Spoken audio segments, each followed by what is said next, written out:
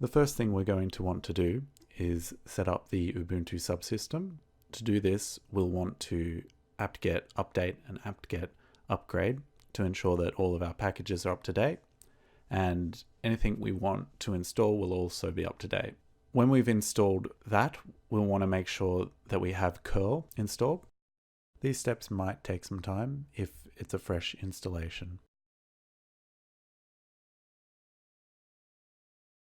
For the next step, we'll use curl to download the specific version source from the Node Sources website. This will let us download more recent versions of NodeJS and NPM, Node Packet Manager. I'm using 12 in this tutorial, but 10 is the long life support version and it's valid until 2021.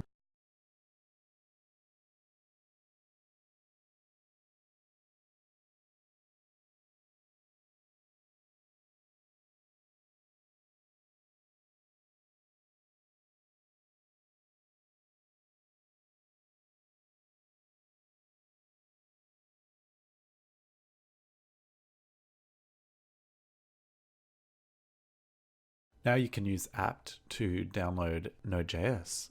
It's really simple, you don't even need to download NPM. It'll download it for you. Once you've downloaded the package and it's all been installed, you can use NodeJS-V and NPM-V to check that they're installed and that they have the versions you want.